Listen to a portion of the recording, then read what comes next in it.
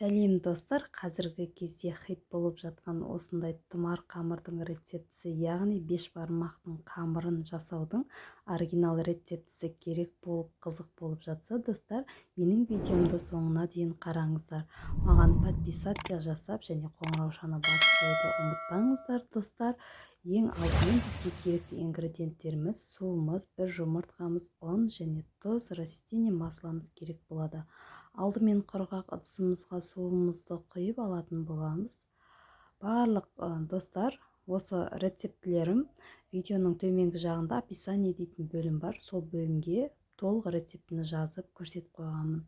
Осылай бір жұмыртқамды ішіне жарып салып, шанышқымның көмегімен жақсылап араластырып алдым. Достар, тұзымды да алдын ала мен барлығын мөлшермен салып қойған болатынмын массамен.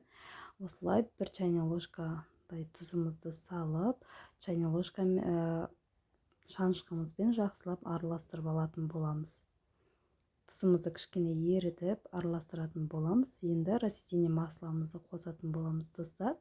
Егер де сіздер бір зубалаға керек болатын болса, 2 ас қасығы растение масло жетеді. Мен 2 зубала қамырға елеп жатқаннан кейін 4 қасық растение масло қостым.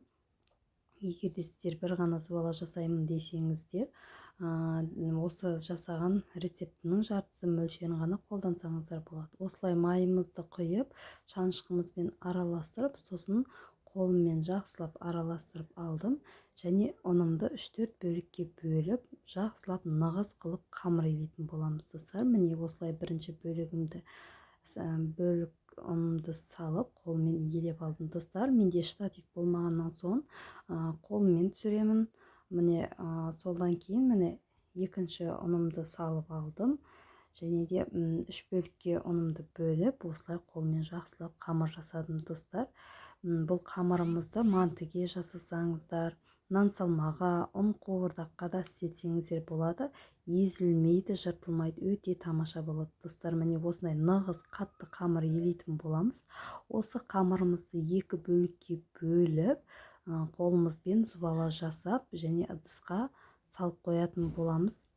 15-20 минутқа тындырып қоятын боламыз. Қамырымыздың июі әбден қанғаннан соң, қамырымыз міне 15-20 минут тұрды. Қамырымызды алып, енді ұнымыздың көмегімен жақсылап жайып алатын боламыз, достар. Мен сіздерге осылай қылып, негізі бұл қамырымыз ұнды өте көп талап етпейді. Осылай оқтауымыздың көмегімен жаятын боламыз. Достар, сіздерге бір лайфхак айтып кетейін.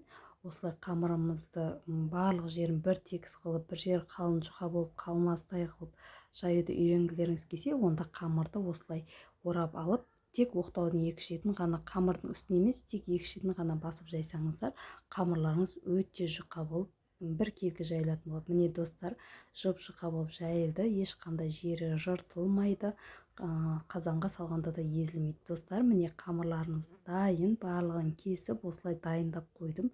Сіздерге қазіргі уақытта керек болмаса, пакетке салып орап қойсаңыздар болады. Маған тіркеліп қоңыраушаны басып қойды ұмытпаңыздар.